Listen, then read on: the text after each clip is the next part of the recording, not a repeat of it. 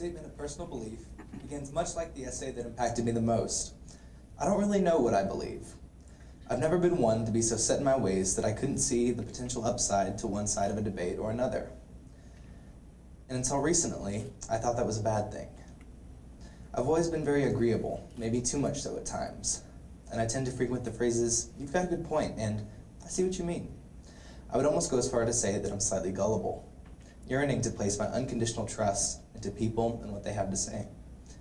Ted Gupp, a writer and teacher of journalism at Case Western University, wrote the essay In Praise of the Wobblies, and I'm sure glad he did. While reading, I found myself nodding my head and letting out an affirmed, "yeah," every few lines or so. He explains how he always seemed to stand in the no man's land between opposing arguments, longing to be won over by one side or the other. He explains how, but finding degrees of merit in both.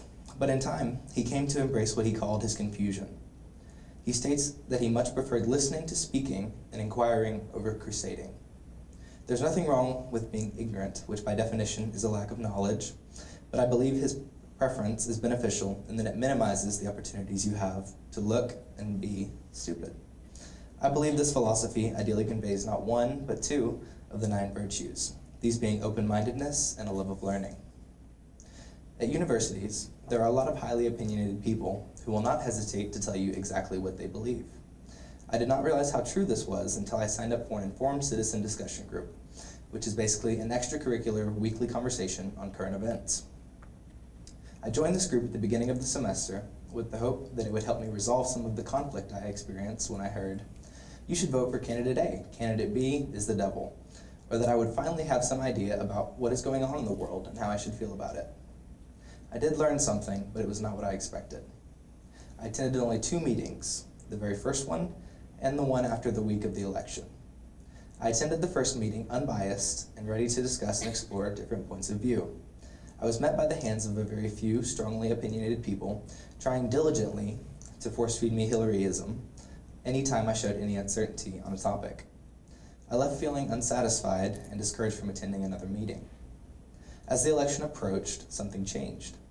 I read Gupp's essay and was empowered to open my mind even further and broaden my horizons even wider.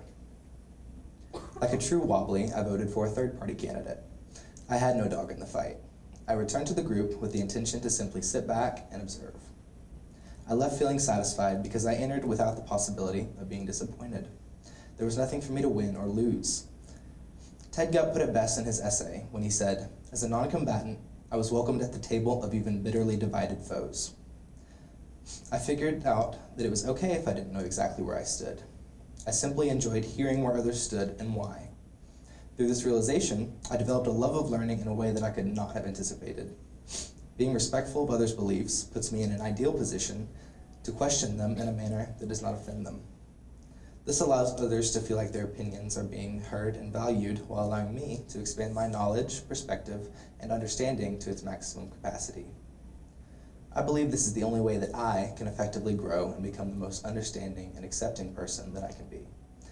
As the Switzerland, if you will, of any conflict, I will never again be ashamed to be wobbly. Thank you.